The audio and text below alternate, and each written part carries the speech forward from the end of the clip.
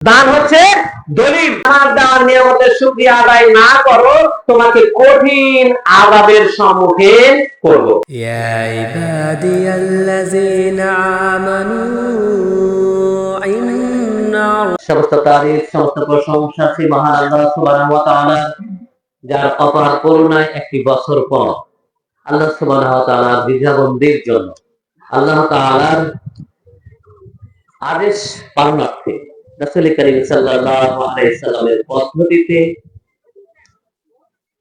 ঈদগাহ মাঠে এসে দুই রাকাত সালাত আদায় করে দাঁড়িয়ে দুটি কথা বলার এবং বসে কিছু কথা শোনার পূর্ণ সুযোগ যে আল্লাহ সুবহানাহু ওয়া তাআলা আমাদের সকলকে দান করলেন, সেই মহান মুনিবের দরবারে আমরা অন্তরে অন্তঃস্থল থেকে শুকরিয়া আদায় করি, কালিমাত শুকর বলে আলহামদুলিল্লাহ।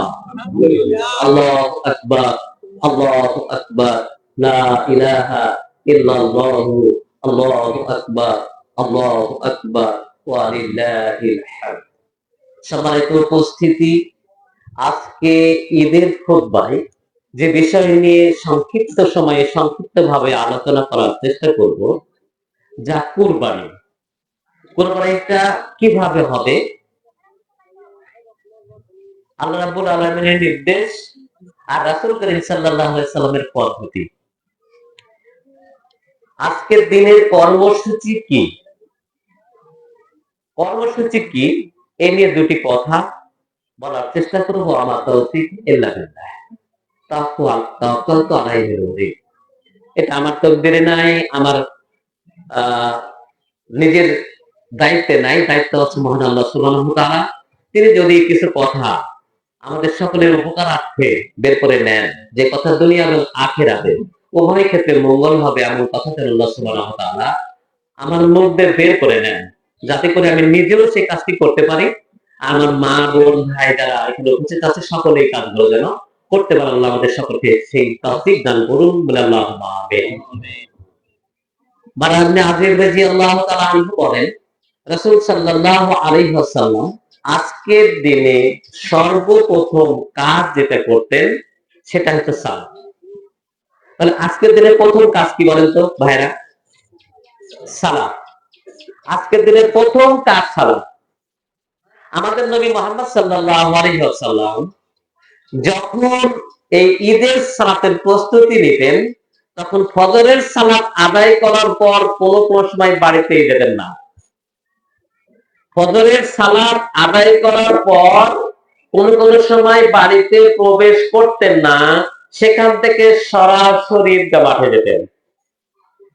ভাইরা, যদি রাসূল সাল্লাল্লাহু আলাইহি সাল্লামের অনুসরণ করতে চাই, আমাদের কি করতে হবে বলেন তো? সরাসরি আপনাকে আমাকে ফজরের সালাত আদায় করার পর সংক্ষিপ্ত ভাবে বাড়িতে যে গোসল করে সুন্দর করে আতর সুরমা যা কিছু লাগে এগুলা, মা বোনেরা আবার আতর ব্যবহার করবেন না, কিন্তু মা বোনেরা আবার আতর ব্যবহার করবেন না। এই যে বললেন আতর ব্যবহার করার কথা, আমি বলেছি এই কথা ঠিক, তবে এই কথাও বলছি যে মেয়েদের প্রসাধনী হবে গন্ধমুক্ত, প্রসাধনী হবে গন্ধমুক্ত, আর ছেলেদের প্রসাধনী হবে গন্ধযুক্ত। ছেলেরা মন খারাপ করবেন না, খুব কঠিন কথা। যে ব্যক্তি, যে মহিলা গায়ে আতর সুগন্ধি মেখে রাস্তায় বের হলো, এই মহিলাকে এমন একটা খারাপ মহিলার সাথে তুলনা করা হয়েছে যা এই মুহূর্তে বলতে আমার ইচ্ছিত হচ্ছে। তার মানে বুঝতে পেরেছেন কি, যে খুব খারাপ মহিলার তালিকায় তার নামটি আসার কথা আমাদের নবী মুহাম্মদ সাল্লাল্লাহু আলাইহি ওয়াসাল্লাম বলেছেন। সুতরাং মহিলারা আতর ব্যবহার করবে না, অন্যান্য যে প্রসাধনী আছে যার গন্ধ নাই তা ব্যবহার করবে, কোনো সমস্যা নেই। আর পুরুষেরা সুগন্ধিযুক্ত আতর, সেটা আমাদের এক বর্তমানে চেঞ্জ হয়ে গেছে, স্প্রে হয়ে গেছে। যেমন আজকে এখানে ব্যবহার হলো, আপনারা ব্যবহার করবেন, সমস্যা নাই, তবে একটা কাজ করবেন, স্প্রে ব্যবহার করবেন। স্প্রে করবেন। আর মাঠ তাকে পরিষ্কার দেখলাম, ভালো লাগলো আলহামদুলিল্লাহ। তো এই মাঠে আতর ব্যবহার করা যাবে দেখলাম, বলি না, আতর ব্যবহার করা যাবে, সমস্যা নাই। তবে এইটার জন্য আতর নেই যেন আবার তাসবিহ তাহলিল এগুলা থেকে যেন আমরা বিরত না থাকি, ওইটা নিয়ে যেন ব্যস্ত না থাকি। তাহলে আজকের দিনের কাজ সকালে ফজর সালাত আদায় করা। ভাইরা অনেকেই হয়তো ফজর আদায় করছেন কিনা সন্দেহ আছে। ইনশাআল্লাহ আমরা এখন থেকে, আজকে থেকে নিয়াত করব যে আল্লাহ এই জোহরের সালাত থেকে যেন আমি আর কোন ফরজ সালাত ছেড়ে না দিই। আল্লাহ আমাদের তৌফিক দান করুন। তাহলে আজকের দিনের প্রথম কাজ, ফজরের সালাত আদায় করার পর ধীরে ধীরে মা-বোন সহ ঈদগাহ মাঠে আসবে। কেন মা-বোন সহকারে আসবে কেন ভাই? যে কথা কিছুক্ষণ আগে বলছিলাম সেটা আবার পুনরাবৃত্তি। সেটা হলো এই যে মহিলারা জুমার মসজিদে যাবে, যদি তারা যেতে চায় আল্লাহর বান্দাদেরকে বাধা দিও না। এটা আমাদের নবী মুহাম্মদ সাল্লাল্লাহু আলাইহি ওয়াসাল্লামের বাণী যে আল্লাহর বান্দিরা আল্লাহর ঘর মসজিদে যদি যেতে চায় তাদেরকে বাধা দিও না, পরিবেশ তৈরি করে দাও। তার মানে পরিবেশ তৈরি করো। তার মানে কি? পরিবেশ তৈরি করে দাও। ওয়াক্ত সালাতে তারা যাবে এমন সরাসরি নির্দেশনা পাওয়া যায় না। তবে জুমার সালাতে কেউ যেতে চাইলে বাধা দেওয়া যাবে না। ওয়াক্ত সালাতে গেলেও কোনো সমস্যা নাই, পরিবেশ আপনাদের তৈরি করতে হবে, আমাদের তৈরি করতে হবে। কিন্তু ঈদগাহ মাঠে যেতে বাধ্য, ঈদগাহ মাঠে যেতে বাধ্য। আপনারা ভাবেন তো, যে সালাত বাধ্যতামূলক ভাবে আদায় করতে হয় সেই সালাতে শুধুমাত্র সুন্নাত যদি বলি কেমন লাগবে বলেন তো? জুমার দিনে যদি এই ঈদের সালাত পড়ে তাহলে জুমা অতিরিক্ত হয়ে যায়। যদি কেউ ঈদের সালাত আদায় করে তাহলে ওই ব্যক্তির জন্য অতিরিক্ত হয়ে যায়। ইচ্ছে করলে সে পড়তে পারে, ইচ্ছে না করলে নাও পড়তে পারে, তবে জোহর তাকে পড়তেই হবে। জোহর পড়া নেই কিন্তু জোহর তাকে আদায় করতেই হবে। তাহলে এই সালাত কোন সালাত বলেন? এত গুরুত্বপূর্ণ সালাত। উম্মতে আতিয়া রাদিয়াল্লাহু তাআলা আনহা বলেন, আমাদের নবী মুহাম্মদ সাল্লাল্লাহু আলাইহি ওয়াসাল্লাম আমাদেরকে নির্দেশ দিতেন ঈদুল ফিতর, ঈদুল আযহার দিনে তোমরা প্রত্যেক নারী, ছোট বড়, বিবাহিত অবিবাহিত, কুমারী রকমের যাকে বলে, সবাইকে ঈদগাহ মাঠে চলে যাও। এটা কার নির্দেশ? মুহাম্মদ সাল্লাল্লাহু আলাইহি ওয়াসাল্লামের নির্দেশ। মুহাম্মদ সাল্লাল্লাহু আলাইহি সাল্লাম কি তার নিজের মন গড়া কোনো কথা বলেছেন? প্রমাণ সূরা আযম, ওমা ইয়ান্তিকু আনিল হাওয়া ইন হুয়া ইল্লা ওয়াহিয়ুহা।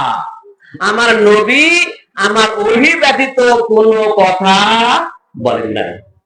যা ওহী করেছেন আল্লাহ সুবহানাহু ওয়া তাআলা সেই কথাই শরীয়তের, সেই কথাই মানুষের কাছে বলে দিয়েছেন। তাহলে সেই নবী মুহাম্মদ সাল্লাল্লাহু আলাইহি ওয়াসাল্লাম বলছেন যে তোমরা যদি ঋতুমতীও হও তবুও তাদেরকে নিয়ে ঈদগাহ মাঠে যাও, তবে তারা সালাত আদায় করবে না। তবে তারা কি করবে না? সালাত আদায় করবে না। ইমামের খুতবা, বক্তব্য, ভাষণ এটা শুনবে। কেন? ওই খুতবার মধ্যে অনেক কিছু নিহিত আছে, শরীয়তের অনেক কিছু নিহিত আছে। সুতরাং খুতবা শ্রবণ করবে, সেখানে আদেশ হবে, নিষেধ হবে, উপদেশ হবে, দোয়া হবে, হ্যাঁ, এগুলোতে তারা অংশগ্রহণ করবে, শুধু সালাত আদায় করবে না। আল্লাহু আকবার, আল্লাহু আকবার, লা ইলাহা ইল্লাল্লাহু, আল্লাহু আকবার, আল্লাহু আকবার, ওয়া লিল্লাহিল হামদ। তাহলে আজকের দিনে কর্মসূচি মহিলা সহ ভাই বোন যারা সকলে আমরা ঈদগাহ মাঠে আসবো সকাল সকাল। আপনাদের রাগ করে নেবেন না, এটা একটু বিবেক থেকে চেষ্টা করবেন যে যেহেতু আমরা রাসূল সাল্লাল্লাহু আলাইহি সাল্লামের অনুসরণ করতে চাচ্ছি, সর্বপ্রথমে যে আয়াতটি তেলাওয়াত করেছে সূরা আলী ইমরান 31 নম্বর আয়াত, কুল ইন কুনতুম তুহিব্বুনাল্লাহ ফাত্তাবিনি ইউহিব্বুকুমুল্লাহ ইয়াগফির লাকুম যুনুবাকুম ওয়াল্লাহু গফুরুর রহিম। হে নবী, আপনি মানুষদেরকে বলে দেন, তাদেরকে বলে দেন, তারা যদি আল্লাহর সন্তুষ্টি অর্জন করতে চায়, তারা যেন আমি নবী অর্থাৎ তুমি নবী তোমার অনুসরণ করে, তাহলে আমি আল্লাহ তাদের উপর খুশি হব এবং তাদের জীবনের গুনাহ খাতা মাফ করে দেব। বলেন তো, রাসূল সাল্লাল্লাহু আলাইহি ওয়াসাল্লাম অনুসরণ করলে কে খুশি হয়? আল্লাহ। বিনিময় কি পাওয়া যায়? জীবনের গুনাহ খাতা আল্লাহ মাফ করে দেন। কেননা তিনি গফুরুর রহিম, তিনি পরম ক্ষমাশীল। তাহলে রাসূল সাল্লাল্লাহু আলাইহি ওয়াসাল্লাম অনুসরণ করব কি করব না বলেন তো? একটু কষ্ট হবে যে, কিন্তু সকালে উঠে আপনাকে প্রথম কাজ ঈদুল ফিতরের 2 নেজা সময় হলে ছাঁটাই করতেন, অর্থাৎ মোটামুটি 40-45 1 ঘন্টার মধ্যে সূর্য ওঠা। আর ঈদুল আজহার সালাত সূর্য ওঠার আধা ঘন্টার মধ্যে ছাঁটাই করতেন।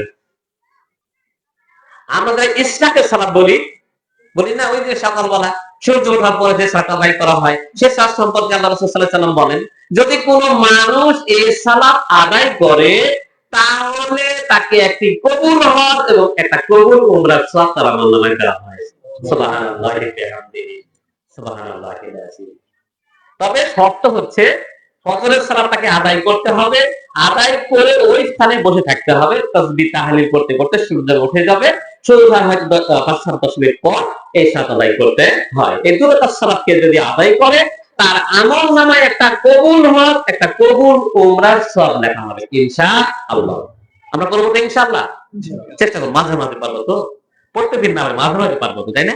সময় সুযোগ অনুযায়ী আমরা মাঝে মাঝে হলেও করার চেষ্টা করবো। আল্লাহ আমাদের তৌফিক দান করুন। মা বোনেরা তাহলে মসজিদে জানা তা কি করবে? তারা বাড়িতেই করবে, তারা বাড়িতেই করবে। একটু সূর্য ওঠার পরে 2 রাকাত সালাত আদায় করে নেবে। চলো ফিরে আসি আজকের দিনের দ্বিতীয় কর্মসূচিতে। দ্বিতীয় কর্মসূচি, ঈদের মাঠে এসে কোনো কথা হবে না। ঈদের মাঠে এসে দুনিয়ার কোনো কথা হবে না, কোনো ভাষণ হবে না, কোনো কিছু হবে না। আগে মতন সালাত আর তাকবীর, তাহলিল, তাসবিহ এগুলো হবে। আল্লাহু আকবার, আল্লাহু আকবার, লা ইলাহা ইল্লাল্লাহু, আল্লাহু আকবার, আল্লাহু আকবার ওয়া লিল্লাহিল হামদ। তাহলে আমরা তাকবীর, তাহলিল, তাসলিম এইগুলো করে আমরা কিছু সময় অতিবাহিত করব ইনশাআল্লাহ। আল্লাহ আমাদের তৌফিক দান করুন। আল্লাহুম্মা আমিন। এরপর সালাত আদায় হবে। সালাত আদায় হয়ে গেছে, খুতবা হবে। খুতবা চলাকালীন সময় কেউ ওঠার চেষ্টা করবেন না, কারণ খুতবা শোনা অতি গুরুত্বপূর্ণ কাজ, অতি গুরুত্বপূর্ণ কাজ। তাই তো মুয়াবিয়া রাদিয়াল্লাহু তাআলা আনহু সময় এমনি মারওয়ানের বিষয়টা ছিল যে বলছিল যে আগে আমরা খুতবা দেব পরে সালাত করব। আনাস রাদিয়াল্লাহু তাআলা বললেন এটা কোনো হতেই পারে না, আমাদের নবী মুহাম্মদ সাল্লাল্লাহু আলাইহি ওয়াসাল্লাম সালাত আদায় করতেন, এরপর কি করতেন? খুতবা দিতেন। সুতরাং এই মাঠে আদায় করব না, আগে যদি বক্তব্য দেয় তাহলে এই মাঠে সালাতই আদায় করব না। আবু সাঈদ খুদরি রাদিয়াল্লাহু তাআলা খুব রাগী মানুষ ছিলেন এবং সুন্নাতের প্রতি খুব দরদ ছিল তার। সুন্নাতের এক বিন্দু কম বেশি হবে এটা সহ্য করতেন না। আরো অনেক কথা আছে, বলা যাবে না, সময় নাই। কারণ একটা অত্যন্ত গুরুত্বপূর্ণ কাজ আছে, সেটা জবাব করা, বুঝিয়ে কুরবানি করা। এরপর সালাত আদায় করে আমরা বাড়িতে চলে যাব। আসছিলাম যে রাস্তায়, সে রাস্তায় যাব না, একটু পরিবর্তন করে অন্য রাস্তায় যাব। ভাইরে, আমার রাস্তাতে একটাই, এখন কি করব? প্রশ্ন হতে পারে না যে আমার রাস্তাতে একটাই, এখন আমি কি করব? রাস্তা যে পাশে এসেছিলেন আপনি কই পাশে যাবেন? এই তো পরিবর্তন হয়ে গেল, এই বাড়িতে যাবেন। এর আগে এই যে সালাত শেষ হয়ে যাবে, তখন আমরা কি বলি? ঈদ মোবারক বলি না? বলি না? আমি মানা করব না, তবে সুন্নাত যেটা সেটা প্রতিপালন করেন, নেকি পাবেন। সুন্নাত যেটা সেটা প্রতিপালন করেন, ইনশাআল্লাহ নেকি পাবেন। সে সুন্নাত কি? কি জানি? আল্লাহুম্মা তাকাব্বাল মিন্না মিনকা, আল্লাহ আমার পক্ষ থেকে আর আমার ভাইদের পক্ষ থেকে তুমি একে কবুল করে নাও। অথবা তাকাব্বালাল্লাহু মিন্নি ওয়া মিনকা বা মিনকুম, বেশি হলে কুম ব্যবহার করবো, অল্প সংখ্যক হলে কা ব্যবহার করবো। তাহলে হে আল্লাহ, তুমি আমার পক্ষ থেকে আমার ভাইয়ের পক্ষ থেকে তুমি ঈদকে কবুল করে নাও। ঈদ মানে কি? খুশি। ঈদ মানে কি? খুশি। কিসের জন্য খুশি বলেন তো? সুন্দর সুন্দর জামা কাপড় পরেছি, গরু একটা কুরবানি দিয়েছি, এর নাম খুশি? আল্লাহ সুবহানাহু ওয়া তাআলা বলছেন, যে ব্যক্তিকে জাহান্নাম থেকে মুক্তি দেওয়া হলো আর জান্নাতে প্রবেশ করানো হলো, এই ব্যক্তি হচ্ছে চরম সফলকাম, চরম খুশি ওই ব্যক্তির জন্য। যে ব্যক্তি সুন্দরভাবে কুরবানি ক্রয় করেছে, আল্লাহ রাসূলের দেওয়া পদ্ধতি অনুযায়ী দাঁত দেখে কিনবেন, দাঁত দেখে কিনবেন, স্পষ্ট কানা কিনবেন না, স্পষ্ট ল্যাংড়া কিনবেন না, স্পষ্ট রোটা কিনবেন না। স্পষ্ট দেখা যাচ্ছে যে বয়স হয়নি, স্বাস্থ্য ভালো না, এমন পশু ক্রয় করবেন না। তাতে সিং ভাঙা ক্রয় করবেন না, কান কাটা ক্রয় করবেন না। সামর্থ্যের মধ্যে সর্বোচ্চ ভালো কুরবানি। ফালাম্মা বালাগাহু মাসাইয়া ক্বালা ইয়া বুনাইয়া ইন্নী আরা ফিল মানাম। আমাদের নবী হযরত ইব্রাহিম আলাইহিস সালাম সেই বড় কাহিনী কতবার শুনেছি, আজকে শোনাবো না। হ্যাঁ, তো আজকে শোনাবো এতটুকু যে ইব্রাহিম আলাইহিস সালামের বয়স যখন ৮০-র উপর, সেই সময় কোন সন্তানাদি ছিল না। ইব্রাহিমকে অনেক পরীক্ষা করা হয়েছে, প্রত্যেক পরীক্ষায় পাশ করার কারণে উনি সকল নবী রাসূলের পিতার উপাধিতে ভূষিত হয়েছেন। সকল নবীরা আবুল আম্বিয়া, সকল নবীদের পিতা হিসেবে গণ্য হয়েছে, যদিও তার পূর্বে কিছু নবী ছিল। তাহলে এই নবী ইব্রাহিম আলাইহিস সালাম ৮৭ বছর বয়সের কথা শেষ পর্যন্ত পায়। সেই বয়সে একটি সন্তান লাভ করেছিলেন আল্লাহ সুবহানাহু ওয়া তাআলার কাছ থেকে। সেই সন্তান যখন একটু চলাফেরা করার বয়সে উপনীত হলো, তখন আল্লাহ সুবহানাহু ওয়া তাআলা স্বপ্নে তাকে বলছেন যে যখন সন্তান তার চলাফেরা করার বয়সে উপনীত হলো, সেই সময় তখন আল্লাহ নির্দেশ করছে, ইব্রাহিম তুমি কুরবানি করো তোমার সন্তানকে। যখন সন্তানকে কুরবানি করার নির্দেশ হলো, তখন ছেলেকে বলছেন ফালাম্মা বালাগাহু মাসাইয়া ক্বালা ইয়া বুনাইয়া ইন্নী আরা ফিল মানাম আন্নী আযবাহুকা ফানজুর মাযা তারা। বলছেন আল্লাহ সুবহানাহু ওয়া তাআলা যে বাচ্চা যখন চলাফেরা করার বয়সে উপনীত হলো, তখন বাচ্চাকে বলছেন যে ছেলে, আমি যেন স্বপ্নে দেখলাম তোমাকে জবাহ করতেছি, তোমার মতামত বর্ণনা করো। তখন ছেলে বলছেন ক্বালা ইয়া আবাতি ফাআল মা তুমার সাতাজিদুনি ইনশাআল্লাহু মিনাস সাবিরিন। যে আব্বাজান, আল্লাহ যে নির্দেশ আপনাকে প্রদান করেছে সেই নির্দেশ প্রতিপালন করুন, আমাকে অবশ্যই ধৈর্যশীলদের অন্তর্ভুক্ত পাবেন। যেমন পিতা তেমনি পুত্র। আল্লাহ বলছেন তোমার ছেলেকে জবাহ করো। ৮৭ বছর বয়স, ভাবেন তো একটু, একটু ভাবেন তো, যাদের সন্তান আদি নাই, আর সন্তান যদি ছোট পাওয়া যায় শেষ সময়ের দিকে, সেই সন্তানের দরদ কেমন হয়? খুবই দরদ, তাই না? আর সেই দরদের সন্তানকে বলতে জবাহ করা লাগবে, কি জাতা মাতা কথা নাকি? খুব কঠিন কথা না, যে জবাহ করা লাগবে। তো সেই সন্তানকে জবাহ করতে যাচ্ছে, আর সন্তান বলছে আল্লাহ যা নির্দেশ আপনাকে প্রদান করেছে সেই নির্দেশ আপনি প্রতিপালন করুন, অবশ্যই আমাকে ধৈর্যশীলদের অন্তর্ভুক্ত পাবেন। ফালাম্মা আসলামা আতাল্লাহু লিল জামিন, যখন সন্তান বাবা দুইজনে আত্মসমর্পণ করে তাকে কাজ করে সহায় দিয়ে ছুরি চালাতে উদ্যত হলেন, তখন বলছেন যে তুমি অবশ্যই অবশ্যই আমার স্বপ্নকে প্রতিপালন করেই ফেলেছ, তোমার সন্তানকে জবাহ করতে হবে। যে তুমি তোমার স্বপ্নকে প্রতিপালন করে ছেড়েছ। আপনাকে কোরবানি এরকম হতে হবে, কোরবানিটা এরকম হতে হবে যে সর্বোচ্চ ভালো দামে। ওই যে আদমের 2 সন্তানের ব্যাপারে কিছু কথা শুনেছিলেন, যে এক সন্তানের কুরবানি আল্লাহ কবুল করেছিল, অপর সন্তানের কবুল আল্লাহ কুরবানি কবুল করেননি। তাহলে যে সন্তানের, যে মানুষের কুরবানি আল্লাহর সন্তুষ্টি অর্জনের জন্য হবে, তার কুরবানি কবুল হবে। ওই যে কুলিন্না সালাতি ওয়া নুসুকি ওয়া মাহইয়ায়া ওয়া মামাতি লিল্লাহি রাব্বিল আলামিন, সূরা আনামের 162 নম্বর আয়াত। আল্লাহ সুবহানাহু ওয়া তাআলা বলছেন যে হে নবী আপনি বলুন, আমার সালাত, আমার সিয়াম, আমার কুরবানি, আমার জীবন, আমার মরণ সব কার জন্য? আল্লাহর জন্য। তার কুরবানি কার জন্য ভাই? এখানে আরেকটি কথা, এই কুরবানি কে কে দিচ্ছে? কোথায় ডাক্তার আকবর দিচ্ছে, আমার অমুক ভাই দিচ্ছে, অমুক ভাই, অমুক ভাই। দুঃখিত ভাই, এই কথা কখনো বলবেন না, শুনতে খারাপ লাগতে পারে, মনের থেকে সব ভালো লাগে, খারাপ লাগে না। কিন্তু কুরবানি হবে কার জন্য? আল্লাহর জন্য। পক্ষে কে? আমি আর আপনি। পক্ষে কে? আমি আর আপনি। অর্থাৎ আমার পক্ষ থেকে, যেমন দোয়াই আল্লাহ রাসূল সাল্লাল্লাহু আলাইহি ওয়াসাল্লাম বলছেন, আল্লাহুম্মা তাকাব্বাল মিন মুহাম্মাদ ওয়া মিন আহলে বাইত, যে আল্লাহ মুহাম্মাদের পক্ষ থেকে, মুহাম্মাদের পরিবারের পক্ষ থেকে তুমি কুরবানিকে কবুল করো। তাহলে কুরবানি যদি বলি ডাক্তার আকবরের, তাহলে কুরবানি উল্টাপাল্টা হয়ে যাবে। কেন? আল্লাহ সুবহানাহু ওয়া তাআলা হুররিমাত আলাইকুম মাইতাতু ওয়াদ-দামু ওয়া লাহমু ওয়াল খিনজু উহিল্লা বিহি গায়রুল্লাহ, যে তোমাদের উপর হারাম করা হয়েছে অনেকগুলো, তার মধ্যে একটা বললেন যে আল্লাহ ব্যতীত অন্যের নামে জবহ করা, উৎসর্গ করা পশু হারাম। ভাইরে, তাহলে আল্লাহর নামে জবহ করতে হবে, মনে থাকবে তো?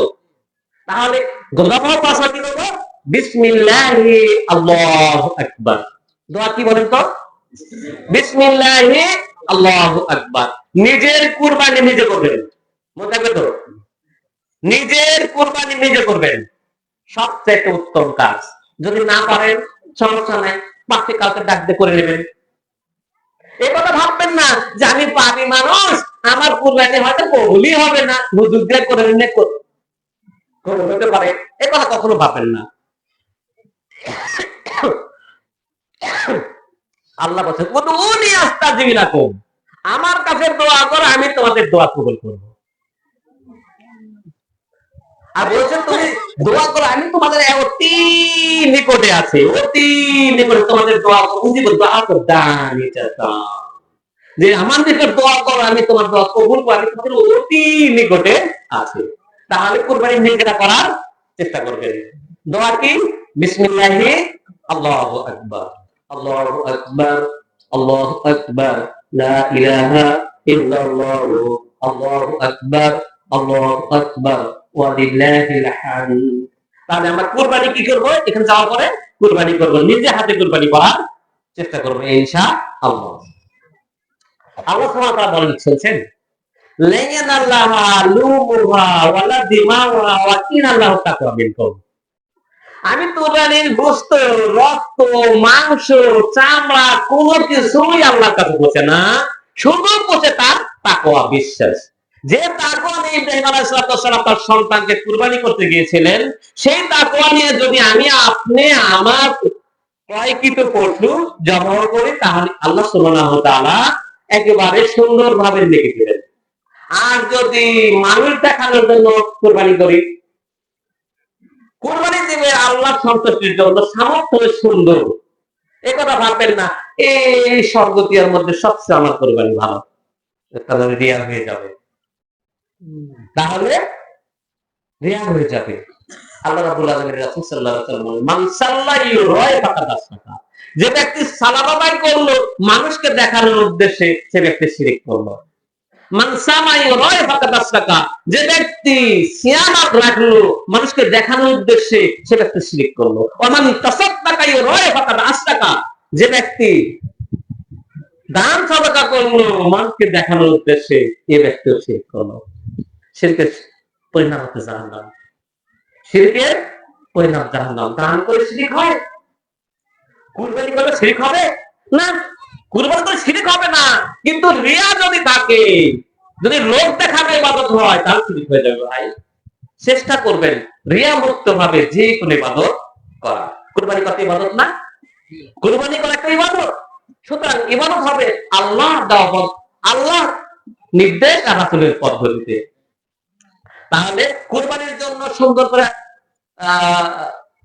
যেটাকে আমরা ছুরি বলি, সুন্দর ধারালো ছুরি, পশুকে কষ্ট দেওয়া যাবে না, পশুকে কষ্ট দেওয়া যাবে না। এরপর জবাহ করা হলো।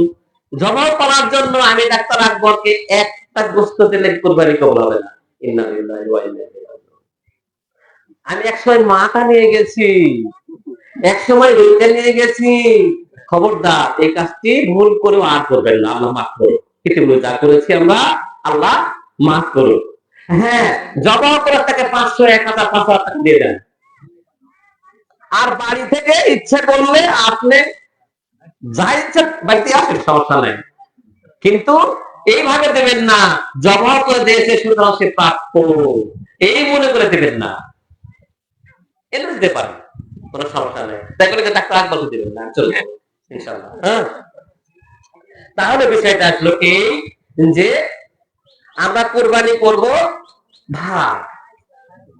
আল্লাহ সুবহানাহু ওয়া তাআলা আকিমু ওয়া বাইসাল ফাকির, তোমরা নিজেরা খাও, দুস্থ ফকির মিসকিনকে দাও। হাদিসে বলছে যে যারা চায় তাদেরকে দাও, যারা চায় না তাদেরকে দাও, আর তোমরা নিজেরা খাও। তাহলে এখান থেকেও 3 ভাগের একটা বিষয়টা চলে আসছে। 3 ভাগই যে আপনাকে করতে হবে এমনটিও না। আপনি চেষ্টা করবেন সর্বোচ্চ মানুষকে দিয়ে খাওয়ার। কোন এক সময় দুর্ভিক্ষ দেখা দিয়েছিল, সেই সময় আল্লাহ রাসূল সাল্লাল্লাহু আলাইহি সাল্লাম বলেছিলেন তোমরা 3 দিনের বেশি খাও না, কুরবানির গোশত 3 দিনের বেশি খেও না। পরবর্তী বছরে আবার যখন আসলো কুরবানি করলো, তখন সাহাবায়ে কেরাম জিজ্ঞেস করলেন আল্লাহ রাসূল আমরা কি গত বছর যা করেছিলাম এবার কি তাই করবো? তখন বললো না, তোমাদের অংশ তোমরা 3টার সময় রেখে খেতে পারো, কোনো সমস্যা নেই। তাহলে আপনারা রেখে খেতে পারবেন, কোনো সমস্যা নেই। ইতিপূর্বের কুরবানি খাওয়ার কোনো ব্যবস্থা ছিল না, শুনছি না ওই আদমের কুরবানিতে খাওয়ার কোনো ব্যবস্থা ছিল না, কিন্তু আমাদের কুরবানিতে আল্লাহ সুবহানাহু ওয়া তাআলা খাওয়ার ব্যবস্থা করে দিয়েছেন। তাহলে আমরা দোয়া করব আল্লাহু আকবার বলে কুরবানি, এরপর কবুলিয়তের জন্য বলবো আল্লাহুম্মা তাকাব্বাল মিন আমর ওয়া মিন আহলি বাইত, যে ব্যক্তি তার নাম আর তার পরিবারের পক্ষ থেকে। আমাদের নবী মুহাম্মদ সাল্লাল্লাহু আলাইহি ওয়াসাল্লাম একাধিক কুরবানিও দিয়েছেন। আপনারা ইচ্ছে করলে সামর্থ্য থাকলে একাধিক কুরবানি করবেন, সমস্যা নেই।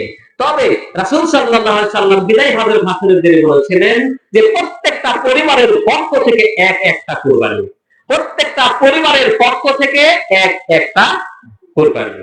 আনাস রাদিয়াল্লাহু তাআলা আনহু বলেন আমাদের পরিবারের জনসংখ্যা একাধিক, অনেক হলেও আমরা একটি কুরবানিতে সন্তুষ্ট ছিলাম, একটি কুরবানি দিয়ে সন্তুষ্ট ছিলাম। আমরা নিজেরা খেতাম এবং প্রতিবেশীকেও দিতাম। আপনারা কি বলে খাবেন, নাম দেখাবেন না, বা ওই যে বললেন ভাগ কত না করলেও চলবে, এই কথা ভেবে আবার মনে করেন না সবগুলো আমার, আপনার হঠাৎ আপনার প্রতিবেশী, আপনার আত্মীয় স্বজনের, আপনি দিয়ে খাবেন, সর্বোচ্চ দিয়ে খাবেন। আল্লাহ তৌফিক দান করুন। তাহলে শেষ কথার দিকে চলে আসি, কারণ সময় আজকে খুব বেশি নিব না।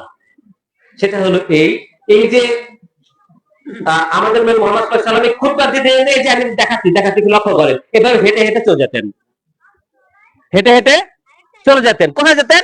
ওই মহিলা যারা আছে ওদের নিকট পর্যন্ত যেতেন, ওদের নিকট পর্যন্ত যেতেন বা বেলালকে সাথে নিয়ে যেতেন।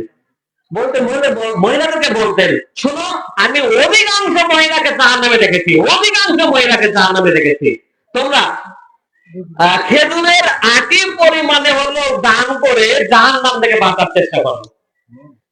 খেজুরের আটি পরিমাণে দান করে হলো জাহান্নাম থেকে বাঁচার চেষ্টা করো, কারণ আস-সাদকাতু বুরহান, দান হচ্ছে দলিল, দান হচ্ছে দলিল।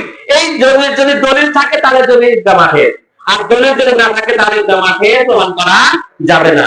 তবে আপনি জান্নাতে যেতে চাইলে আপনাকে দান করতে হবে, দলিল থাকতে হবে জান্নাতে। সুতরাং বেশি বেশি করে দান করার চেষ্টা করবে। বেশি বেশি করে এখান থেকে চলে গেছি বলে আরেকটা মাঠে দান করবেন না, ফকির মিসকিনে দান করবেন না, এটা হবে না। আপনি কি বলবো, অভাব অবস্থায় থাকেন তখনও দান করেন, আপনি সচ্ছল অবস্থায় আছেন তখনও দান করেন। সচ্ছল অবস্থায় দান করার চাইতে অভাবগ্রস্ত অবস্থায় দান করে আল্লাহ বেশি খুশি হয়, আল্লাহ নিয়ামত আরো বৃদ্ধি করে যায়, আল্লাহ নিয়ামত আরো বৃদ্ধি করে দেয়। 14 নম্বর সূরা, সূরার নাম হচ্ছে ইব্রাহিম। সূরার নাম ইব্রাহিম, 7 নম্বর আয়াত। আল্লাহ সুবহানাহু ওয়া তাআলা বলছেন যে আমার নিয়ামতের শুকরিয়া তুমি যদি আদায় করো, আমি আল্লাহ তোমার নিয়ামতকে অধিক পরিমাণে বৃদ্ধি করে দেব। আর যদি আমার দেওয়া নিয়ামতের শুকরিয়া আদায় না করো, তোমাকে কঠিন আযাবের সম্মুখীন করব। সুতরাং নিয়ামতের শুকরিয়া আদায় করি। আল্লাহ সুস্থতা দিয়েছে, 5 ওয়াক্ত সালাত আদায় করবে ইনশাআল্লাহ। আমাকে সচ্ছলতা দিয়েছে, আমি ভালো মানের কুরবানি করবে ইনশাআল্লাহ। আমাকে সচ্ছলতা দান করেছে, আমি সুন্দরভাবে দান সদকা করবো ইনশাআল্লাহ। আল্লাহ আমাদের কুরবানিকে কবুল করুন, আমাদের নিয়াতকে কবুল করুন, আমাদের এই সালাতকে কবুল করুন, আল্লাহুম্মা আমিন।